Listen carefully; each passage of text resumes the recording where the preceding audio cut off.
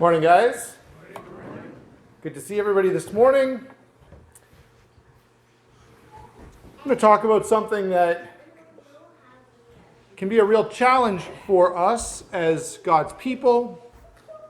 But I'll start by just maybe getting you to remind yourself of some of the experiences that perhaps you have had in your own life. Have you ever noticed that some people are difficult? No? That's a rare Aussie word.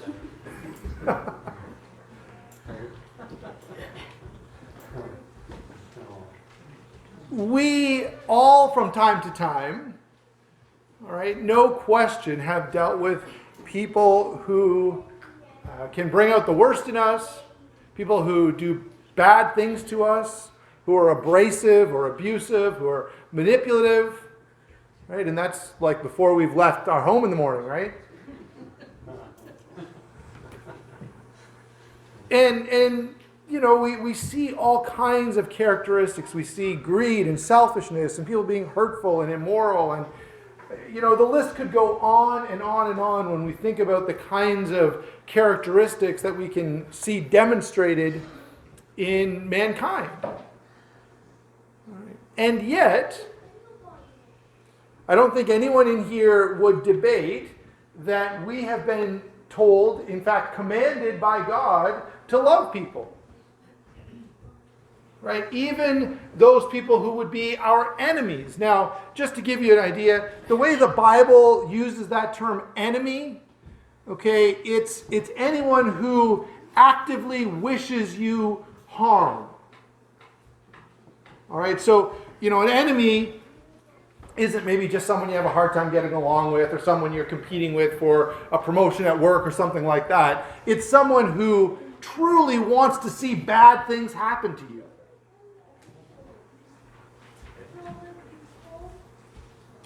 And yet, Jesus says, love those people.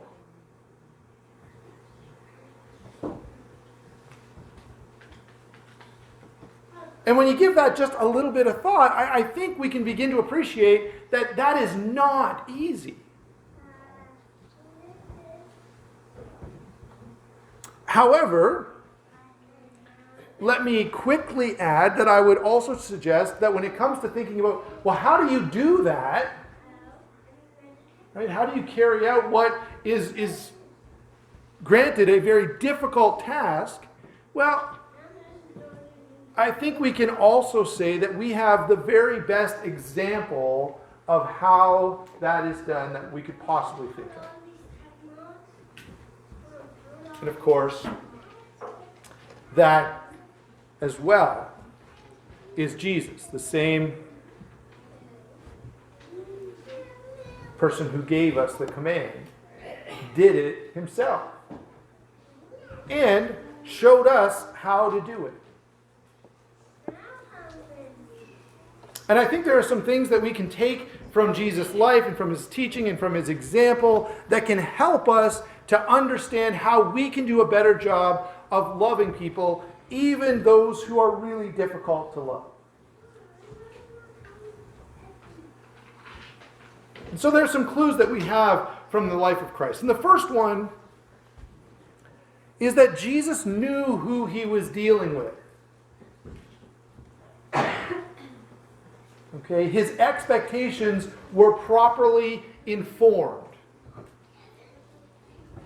And by the way, just to remind us, because I think we all know this, he didn't keep it a secret, okay? The Bible is filled with descriptions of mankind that are not positive. In Proverbs 16 verse 25, it says, "There's a way that seems right to a man, but the end of that way is death." And what the wise man is saying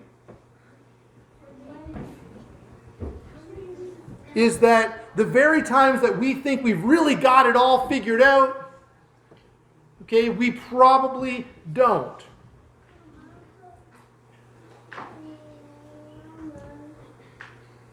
All right, we're not that good given only our own wisdom and knowledge at figuring out the right thing to do and the best thing to do. In fact, we kind of stink at it.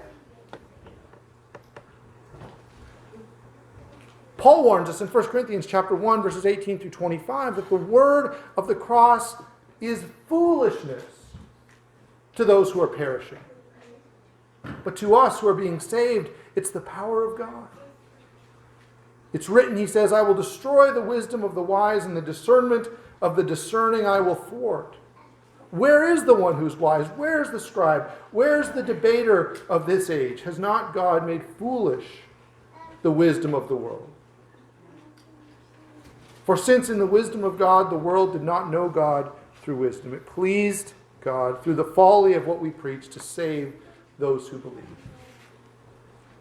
Jews demand signs and Greeks seek wisdom, but we preach Christ crucified, a stumbling block to the Jews and folly to the Gentiles.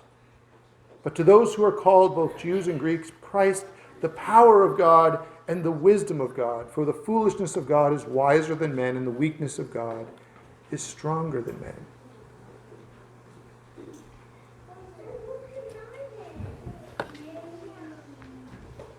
What we can take from these passages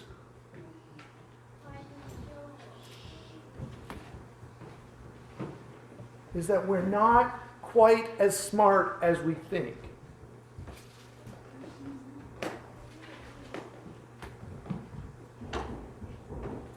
That the answers and the solutions that the world is going to offer us are often going to be wrong-headed.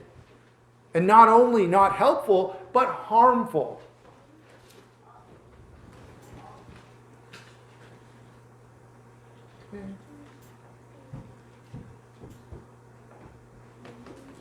And so why is that informative when it comes to loving our enemies? Because it helps to inform our expectations. It helps us to be reminded that the people whom God has called us to love, they're going to do dumb things. Right? They're going to do things that are harmful to themselves, harmful to us, and harmful to the other people around us.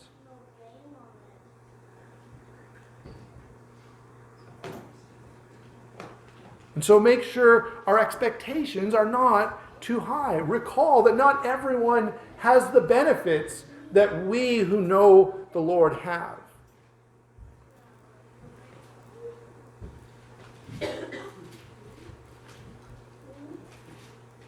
Not only, though, does the Bible warn us that we will often make bad decisions and buy into really bad ideas,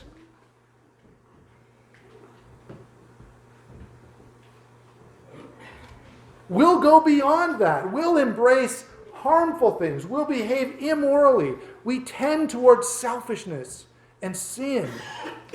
Jeremiah 17:9 said, the heart of man is deceitful above all things. In Romans 3, Paul argues that all have sinned and fall short of the glory of God. Perhaps the scariest and most challenging is from 1 Timothy chapter 3, because Timothy is talking about Christians or people who are supposed to be Christians. And he says that in the last days, there will come times of difficulty. People will be lovers of self, lovers of money, proud, arrogant, abusive, disobedient to their parents, ungrateful, unholy, heartless, unappeasable, slanderous, without self-control, brutal, not loving good, treacherous, reckless, swollen with conceit, lovers of pleasure rather than lovers of God, having the appearance of godliness but denying its power. He warns Timothy to avoid such people, for among them are those who creep into household and capture weak women burdened with sins and led astray by various passions. He then continues, always learning and never able to arrive at a knowledge of the truth. Just as Jannes and Jambres opposed Moses, so these men also oppose the truth. Corrupt in mind and disqualified regarding faith.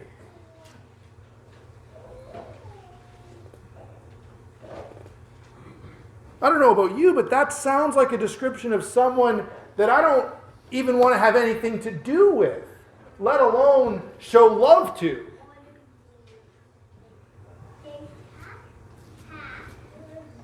By the way, Jesus knew this. In John chapter 2, verses 24 and 25, it said that large crowds started coming to Jesus and wanting to put him in a place of power and prominence. Okay. But it says Jesus, on his part, didn't entrust himself to them because he knew all people. He needed no one to bear witness about man, for he himself knew what was in man. Jesus knew the crowd was not to be trusted. Even if they appeared to be on his side at the moment, they weren't faithful.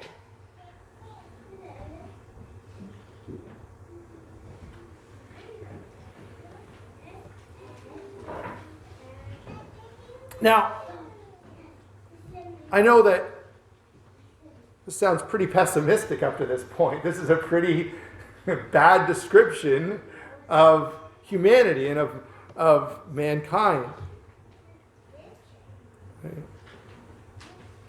But I have to ask, if you have a newspaper that comes to your house every so often, are you really surprised?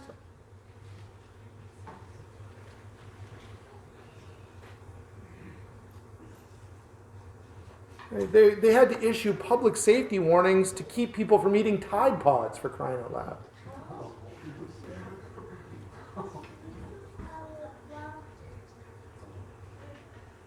And so when we hear God telling us, you're going to have to love people that are really hard to love, that should make sense to us because we know these people. We see them all the time. And one of the greatest challenges that we face is when we come in with expectations that are too high.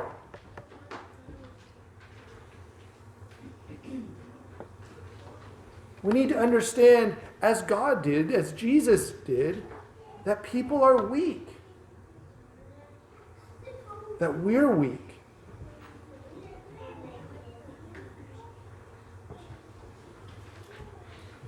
And we know that God loves us even in our weakness. And we need to love others the same way.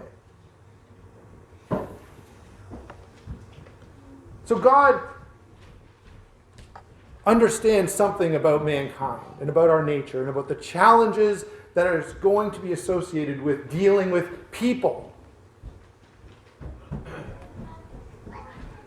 But he also knew that despite that weakness, despite the horrible things that we can do to each other,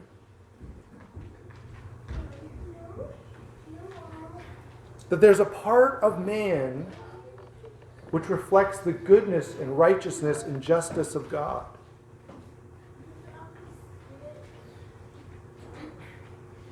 That God created man in his own image.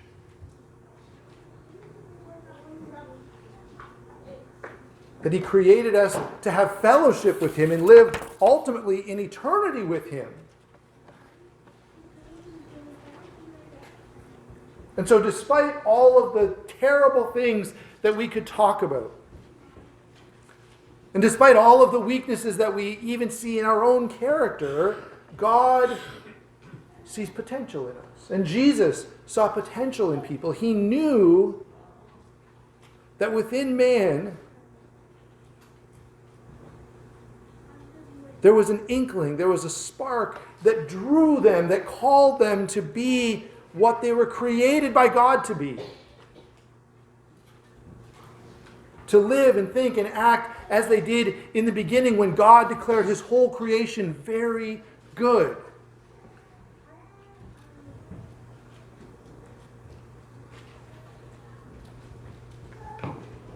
We know, that not everyone will embrace it. Right? What did Jesus say? It's a straight and narrow path, right? And few will take it.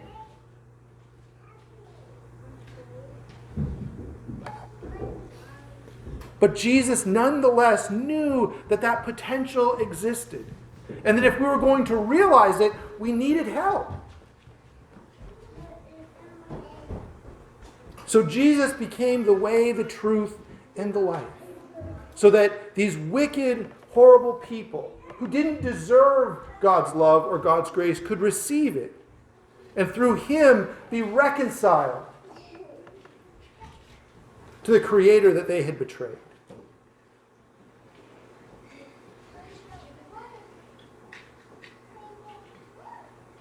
So Jesus came to earth and suffered and died for those same people that we've just been describing in all those negative terms, who we read about in the news every day doing horrible things to each other, who've mistreated us, who've been dishonest with us, who we know we can't trust.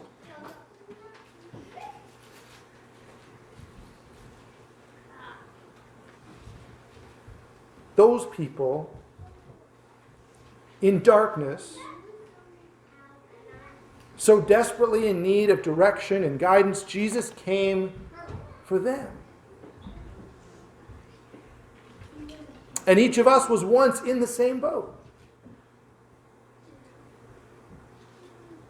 Now the challenge for us is to understand that, well, Jesus said in John chapter 8 and verse 12 that he is the light of the world. He also said in Matthew chapter 5 and verse 14 that we are the light of the world. And so he's calling us to share in his mission.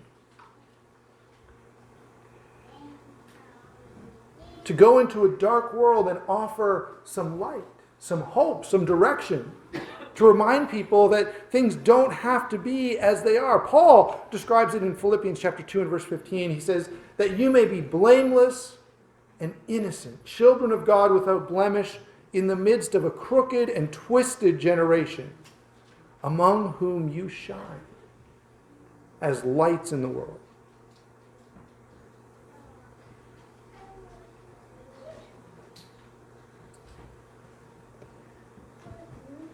Jesus came and was able to demonstrate love because, well, he looked around and guess what? He saw all the same things that we see. In fact, he saw far more.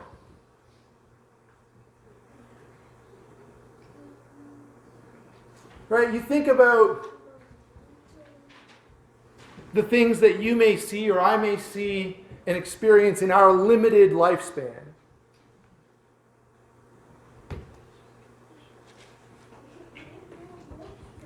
But God has seen every atrocity and every wrong committed by mankind through all of history.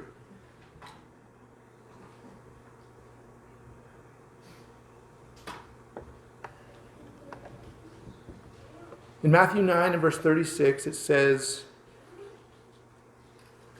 that when he saw the crowds, he had compassion on them because they were harassed and helpless like sheep without a shepherd. It's true, as we've been saying, that people really are messed up.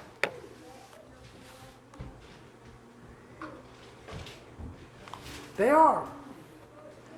But it's also true that they have the potential to be better.